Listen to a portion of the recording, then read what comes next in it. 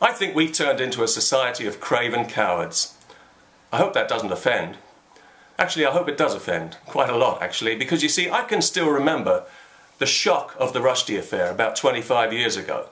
The very idea that anybody could be killed for writing a book was surreal and horrific. Now we take it for granted that if you say the wrong thing about the religion of peace, you'll get death threats and you might actually be killed, so you keep your mouth shut if you know what's good for you. All for the sake of tolerance and diversity, of course.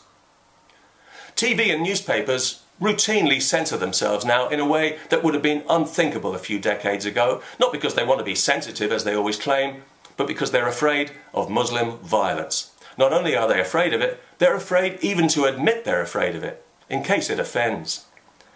There was a good example of this here in Britain a few weeks ago when a pair of notorious Islamic grievance mongers whipped up a controversy out of nothing and tried to get parliamentary candidate Maajid Nawaz deselected because he tweeted a cartoon of Muhammad to say that as a Muslim he didn't find it offensive.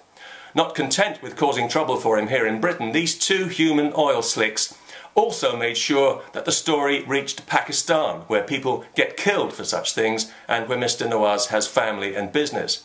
And the death threats duly arrived, as everyone knew they would. BBC Newsnight and Channel 4 News were all over this story, and both took the extremist side while pretending to be neutral by refusing to show the cartoon, and thereby betrayed every decent secular Muslim in Britain, of whom Mr. Nawaz is a prime example. They helped to make it even less likely that these small-minded Islamic bullies will ever be effectively challenged in their community, and let's be clear about why they did this. They did it out of fear. They did it because they were afraid that they and their families might be murdered. Welcome to multicultural Britain. Don't you love the diversity? And don't you feel enriched?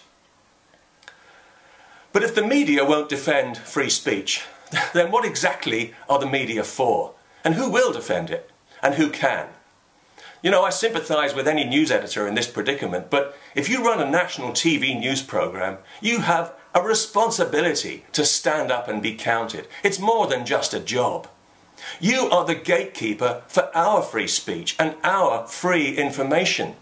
Your job is to report the truth with all the relevant information accurately and fearlessly. And if you can't do that, or if you're too afraid to do it, then you shouldn't be in the job because you're not qualified for it.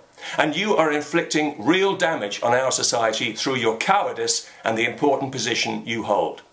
If you had an ounce of integrity, you would stand aside now, find a nice, safe little cubbyhole where you can't be threatened, and hand that job to somebody with a spine who can do it properly for all our sakes.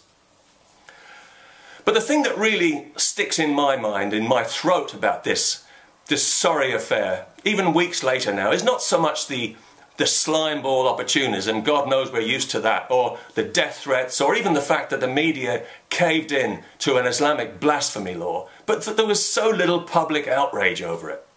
Nobody really expected them to show the cartoon, and if it happened again tomorrow we wouldn't expect them to either, because we know that this is a violent religion, even though we're not allowed to say so, and we know that if they had shown it, there would have been violence. And this is the way things are today, here in Britain and everywhere else in the so-called free world. Islam has only been a feature of our society for a couple of decades or so, and everything we think and say about it now is weighed against the possible threat of violence, even down to a simple drawing. That is a definition of terrorism. That is cultural terrorism, and we are pandering to it shamelessly and shamefully. We patronise Muslims by holding them to a lower standard of behaviour. We treat them as if they're less civilised, and then we attack anyone who draws attention to this hypocrisy as a racist. We assume that Muslims can't be expected to control themselves if something annoys them, and if they become violent, it'll be our fault for provoking them. We assume there's going to be violence, and then we cleverly preempt it by caving into it before it happens. Not because we're liberal or progressive, as we like to pretend, but because we're liars and hypocrites and cowards.